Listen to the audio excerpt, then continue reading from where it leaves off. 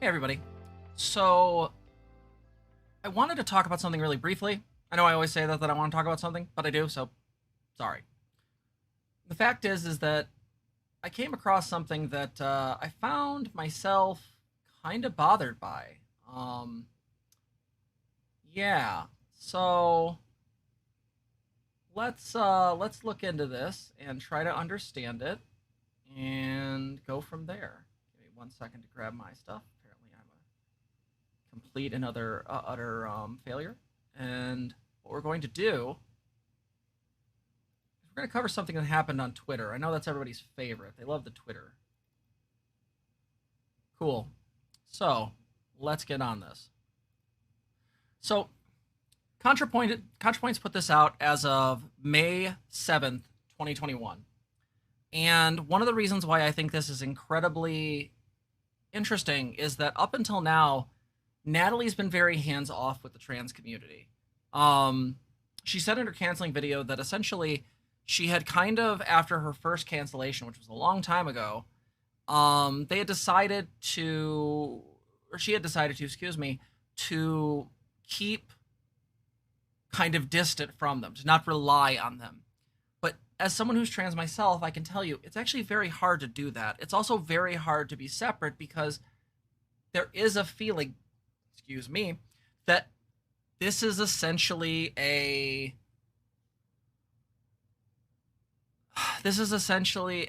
calling out and asking for people.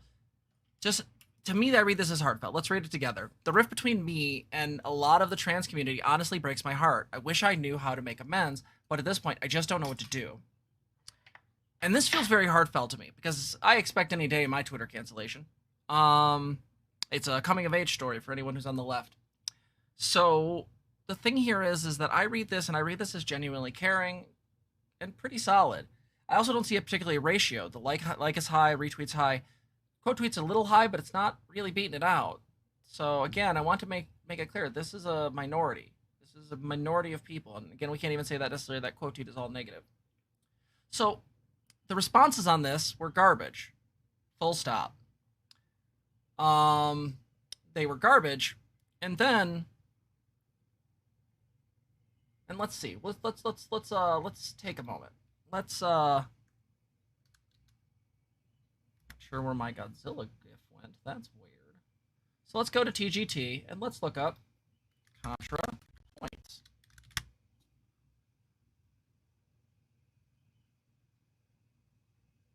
So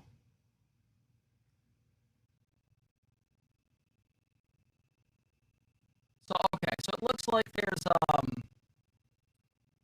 I've got to say that this is odd, because when I saw this the last time a couple days ago, it was weird.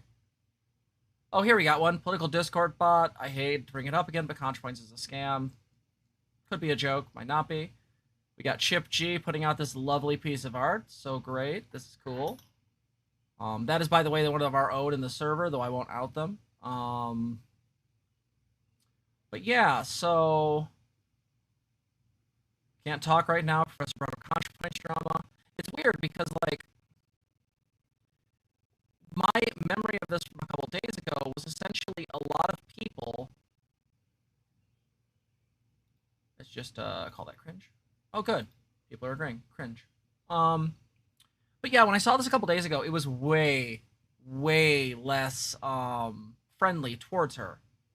And I don't know what changed. It might have been fans kind of spamming. I don't know. But the issue that I see with this is that in a lot of cases, the responses I saw 3 days ago were basically just some of the most absolutely bizarre comments. The one that stands out to me was actually from further back. It was actually on Xander Hall's stream. I checked in because of the comment, the topicality was interesting to me. And what had happened is that he would actually looked at the very first top one, and at that one, essentially, it said that, you know, I just get the vibe from you that you're a true scum, to which Contra responded, I've never said, nor am I a true scum. To which the person said, well, you just kind of give the vibe. And this is kind of the issue. And I think Lindsay Ellis sums this up really well. I'll read this for you guys in its entirety, and then we'll talk about it. Earlier today, at ContraPoints made a now deleted thread hoping to mend the rift between herself and much of the trans community, and many of the replies were disappointing but familiar, demanding apologies for things that never happened or for things she already apologized for. At the same time, people have become so used to apologies as content industry that it's become an expected part of the ritual. So it's no wonder people default to seeing apologies as insincere. It's a paradox, demanding sincere apologies that feel insincere because performative. So many of these "you can't admit wrongdoing" tweets at Natalie are projection because people can't admit where they were mistaken or overreacted or missed when things they were mad about was addressed. So they move goalposts or call the apologies inadequate and demand something new. This is a huge part of this. We're going to talk about this part in a minute. They can't say, "oops, my bad," when confronted with the "I have addressed this" or "this accusation is untrue." So instead, they twist their own ignorance or bad faith into somehow the accusee's fault. Demand the abusee apologize even though the accuser was mistaken or misinformed. There are some transgressions that don't warrant a heartfelt mea culpa, and there is the issue at heart. That is the issue at heart here. Natalie has addressed her controversies many times in a way that was honest to her, but she isn't going to lie to placate unreasonable people. I feel the same. I made a 140-minute video, the same length as Natalie's, because that was the amount of time I felt needed to address the topic with as much nuance and as I was willing to give it. Putting it into a few tweets would be just dishonest, but I feel dishonesty is what a lot of people want. We both used YouTube for apologies. We felt were warranted because that's our biggest platform. Part of the reason why I wanted to include the entire list was because that there was some stuff I felt bad about for years and wanted to address, but people still accuse us both of never apologizing. I think the way Natalie addressed people's accusations of wrongdoing, both in her video and elsewhere, was honest and more than adequate. If people think it's not enough, that's their right to disagree with her. If they aren't spreading mistruths, which many of the threads were, but if her sentiment of "I want to mend the rift between myself and others in the trans community" is met with false accusations and demands for insincere apologies and moved goalposts as the only path forward, then we are back where we started, and it's disheartening. So here's the thing. Lindsay's absolutely right. Full stop. I want to read this one part to you guys again because I want you to know we covered this on this show. We absolutely covered this. They can't say "oops, my bad" when confronted with "I have addressed this" or "this accusation is untrue." So instead, they twist their own ignorance or bad faith into somehow the accusee's fault, demand the accusee's apology even though the accuser was mistaken or misinformed. For those who have been longtime fans of this channel, and by long time I mean since like March, who does that sound like? Name like 2 or 3 content creators who that sounds like. We've literally covered this. Seriously, look at this. We have covered this. That's one. Give me another.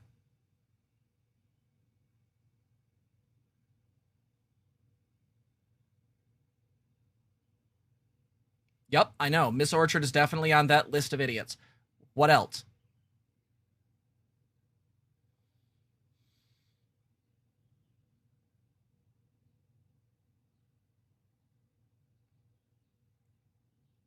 So this might be a little bit too old school. This might be the deep lore. But actually, no, not Abigail Thorne. Abigail Thorne doesn't do this, Mardale, in my opinion. Actually, I would say a levy called Bird. You'll remember back in my previous videos where I discussed the way in which a levy called Bird accused me of platforming and undercutting the accusations against Lily Orchard that I could never have known. My video came out nearly 10 days, if not longer, before Essence of Thought's video came out. Now, I've made it no secret that I'm not a big fan of Essence of Thought. I don't like the way they portray themselves, and I don't like the energy from which they argue. Levy has the same bullshit. But remember what Levy's critique was. Levy thought that I was ignoring the abuses that Lily had done. But here's the joke. When I called him out and said, you're mistaken, you're misinformed, even one of his own fans called him out and said he was mistaken. One of those people, by the way, is my mod. And the fact of the matter is, when he was called out for being actively wrong, he twisted the language and then doubled down on the notion that I was still being bad somehow. Because now that he couldn't nail me on Lily because he was factually incorrect, he twisted the knife, turned it around, and put it onto me as though my takes on Lindsay Ellis or Contra were essentially ways to judge that I was a bad person, even though he screwed up and wouldn't apologize for that in any meaningful way, and then minimized and attempted to then gaslight me on my own character. And I'm using gaslighting in the proper term here. This is a person who I was informed was willing to engage with me in good faith, or at least that fan was attempting to make that happen. And what happened was, when I went in there, instead I got a half-assed apology followed by, but you're still bad. This is abuse, people. I'm going to call it what it is. This is my I have a master's hat on. This isn't me being a therapist. This is just me having my master's in counseling. This is abuse. This is classic abuse. What Lindsay is describing is the way and the system in which people are harmed. They can't say, oops, my bad, when confronted with, I have addressed this, or this accusation is untrue, like I said to Levy. So instead, they twist their own ignorance or bad faith into somehow the accusee's fault, demand the accusee apologize, even though the accuser was mistaken or misinformed. And let's be very clear. When we get to the end of today, you're going to see this again. I'm going to make a prophecy out of my third eye. I'm making a prophecy that the person we will discuss is going to do some dumb shit like this. I'll fucking put $5 on it. Seriously. These people are not hard to read.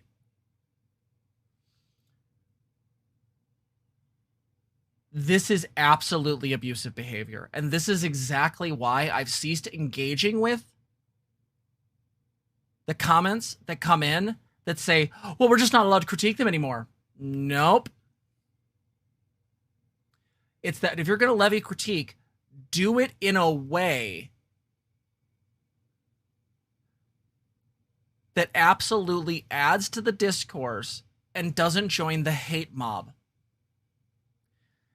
And if you are justifying the shit that people have levied at people like Contra, Lindsay, you already are bad faith, full stop. Even if there are substantial critiques that could be levied. And I'm even saying that's fine. I'm giving you the benefit of the doubt there. But to levy critiques and saying things like you never apologize for this, when factually they have, when claiming people like Natalie Wynn are a true scum based on the video The Aesthetic, when the video of The Aesthetic is absolutely arguing from one side, Justine's side, performative theory, that is absolutely poor media comprehension, and it shows that you are just searching. Much like an abuser, these people look vindictively for a way in which to grab onto a topic and then needle it in. So much so that I feel like what happens to content creators sometimes is they will go through and absolutely start wondering, well, do I actually believe this? There's actually a moment of that because there is such a press to want to believe and listen to your fans. And when everybody seems angry and feels betrayed, then there's a problem. And I can tell you where this system comes from, where this abuse comes from. It's cyclical. Mardil said, there's a lot of insecurity involved. They reject anything that doesn't completely agree with their whole narrative. Correct. And I can tell you why that is, Mardil. The reason being is because if you look, what you are seeing is an abuse pattern. So it's fair to say that a lot of these people, barring the Nazis who are pretending to be queer people, it's fair to say that these people are queer individuals, which means they have a higher than likelihood chance of being abused, mistreated, or whatnot. Let's be fair on that, right? So one of the things that comes with abuse is the tendency to feel powerless. So it's possible that this very vocal minority online, besides the obvious 4chaners and Kiwi farmers who absolutely join in the chance to attack a trans woman or a bi woman, when they see that opportunity to take someone down a peg, what do? They join in. And even if their critiques are substantial, it's the additional cacophony of noise that they're adding to. So the critique gets missed. There's no opportunity for change or growth because that's not really the aim. It's zealotry. Convert or die in Minecraft. So understand this really clearly. This is the abuse cycle. That's what this is.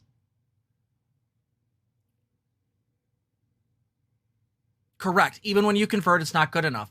I've spoken to people who I would define as part of purity culture. You know, I won't use the WS term as of this time, but maybe later. But I've spoken to people who actually kind of hold to the purity culture notions, and they're miserable. This has happened at least 5 separate times. They're miserable. They live with so much hate in them, so much anger, because they can't let go. Thank you, love.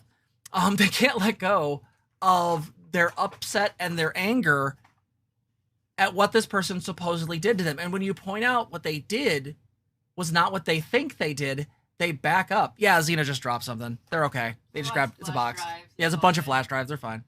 So I want you guys to understand this. This is abuse, plain and simple. And I will not tolerate it from anybody in my community.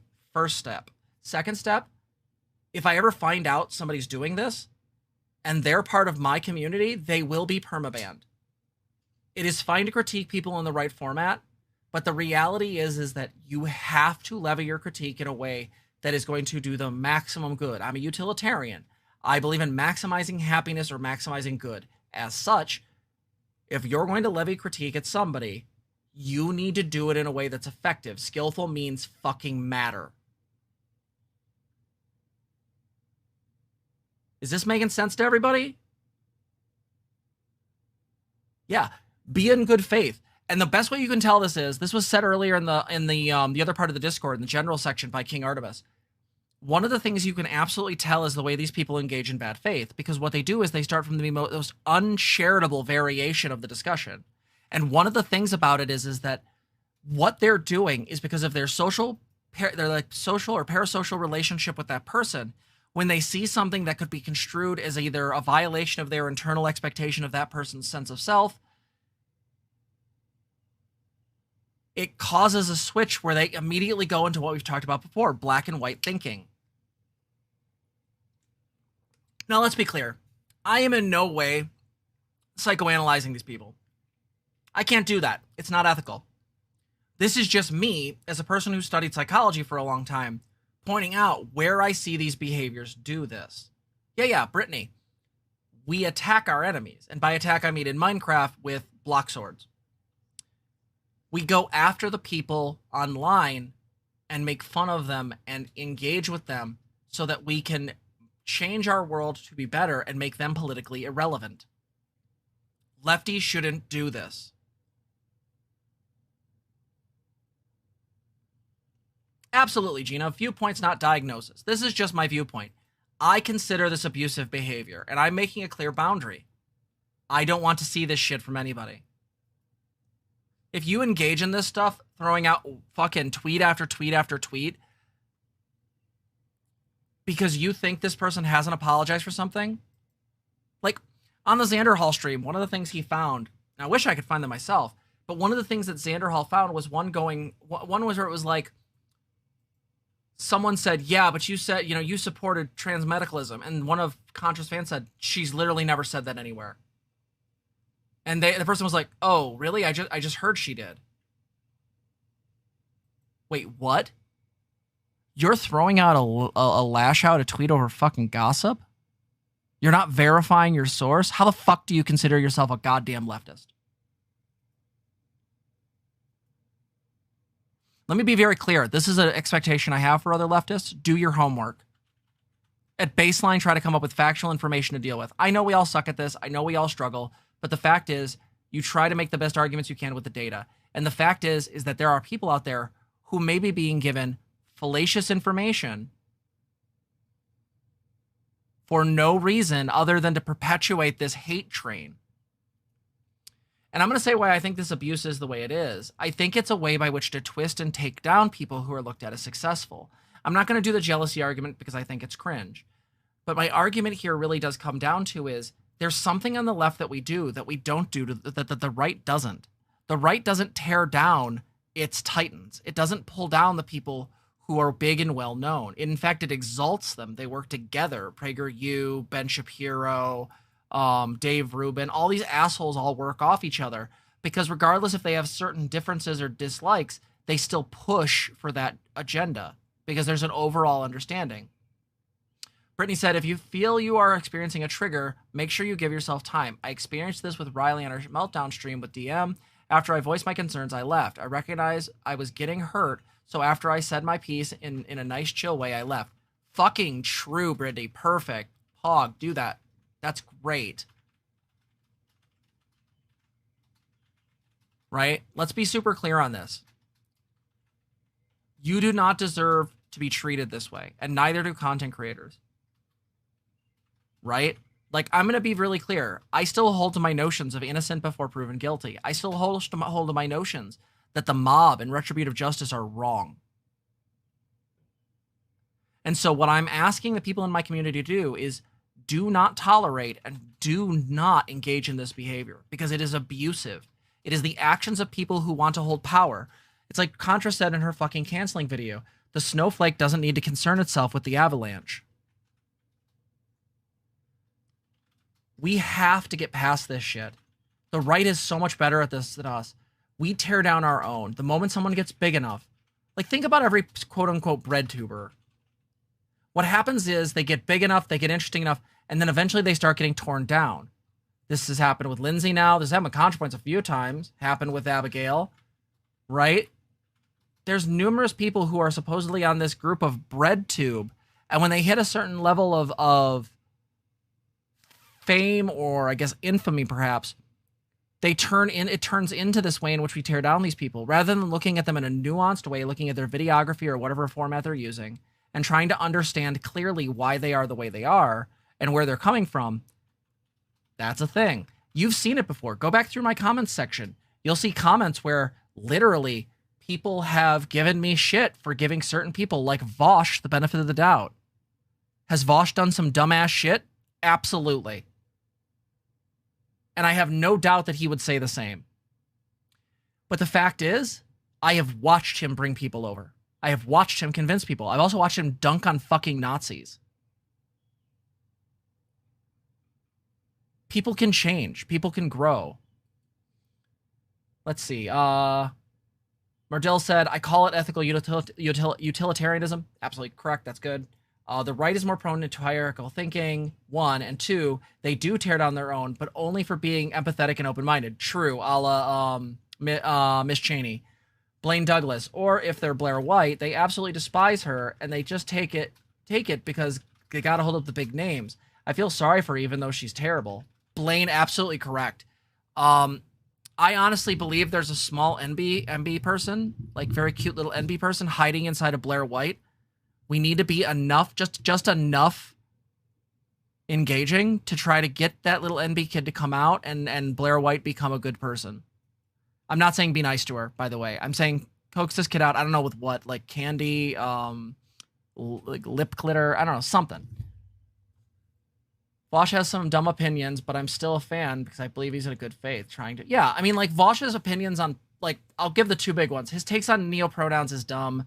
I've explained my reasons before in a previous video.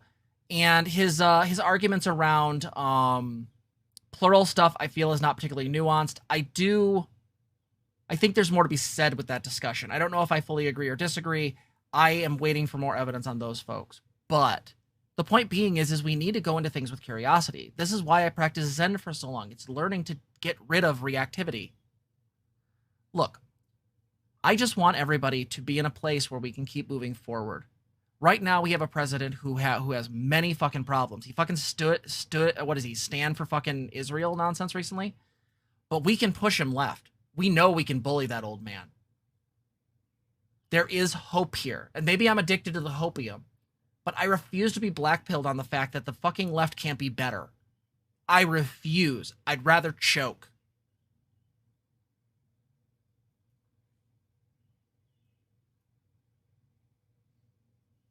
Yeah, it splits and damages the movement. It's the same argument I made with non-binary people being transgender.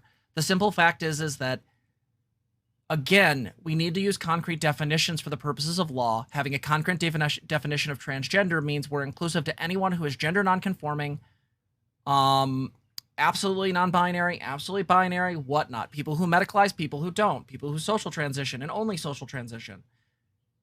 That is a thing. Yeah, I know, we're hitting 30. This is fantastic. If we push 40, that'd be fucking rad. God, that'd be rad. Anyway. So I need you guys to understand this really, really clearly.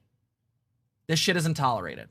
And I want to be really clear that, you know what? Unless something changes, unless new information presents itself, I'm going to keep wanting to work with these folks. And actually, here, share this around, because this is my thought on this. And I want you guys to be aware of it. Share this video around. It's important to me. I want to reach out to other YouTubers who care about mental health and who are really bothered by this type of behavior. And you know what? I'm going into it with good faith, so no matter what nonsense they've done in the past, and if it's something I'm aware of, I'm willing to look at the evidence. But I'd like to put out calls to people that I think are really solid. I think Sanderhall, Vosh, ContraPoints, Luxander, H-Bomb, any of the people that you think have dealt with this shit negatively. I want to actually maybe, and this is my hope, I would like to establish like a panel and discuss this. So I'm putting out the call. If anyone wants to discuss this shit with me, let's set up a panel. Let's discuss this.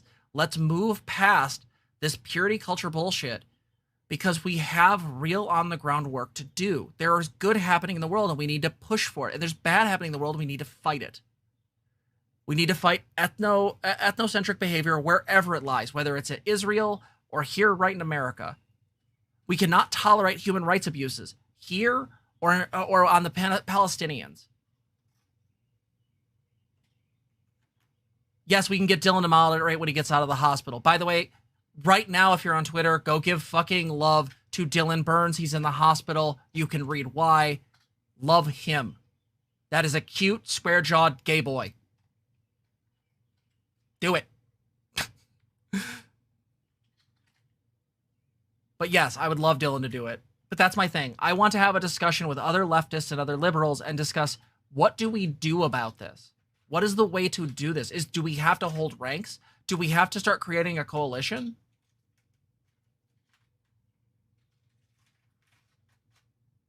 Seriously. I want, or I dare say it, a union, right, Mardell? Yeah, send love and hope recovery to Dylan. And I'm going to leave this here. But yeah, put out that call. I want to see what happens. And if they need to email me, transgirltherapist@gmail.com. Me and Zena both check that account. Cool? So if you like this video, please like, comment, and subscribe. Make notifications. My notifications have been garbage lately. Put shit down there. Even just a big boink for fucking the algorithm. Put something in there. If you want to support the stream, please donate. Streamlabs.com/transgirltherapist/tip. If you want to become a patron, patreon.com/transgirltherapist. You can become a patron for as low as $3. That gets you all the videos I put together for VODs early. Get you some extra shit when I throw it together. And we're talking about getting stickers together. We have, what was it? Seasonal and Zena. We're talking about doing some stickers and shit. We've also got an idea for a shirt that says, "The ego isn't permanent, pass it on." Or whatever the fuck I said that stream. Subscribe. Fucking subscribe. We lost 2 people today for some reason. We were at 670. We need to get to 1,000. If we get to 1,000, I will get us a shirt together. You have a design in the works. We do have a design in the works. Join the foundation. Come on in. If you don't want to donate through Patreon, you can fucking come in there and just give us a boost. For $5, you can just throw in a boost and help us get a better and better server. And with that, I will simply say this. I hope to see you again. I hope you enjoyed this. Thank you so much for watching. I'll see you in the next one.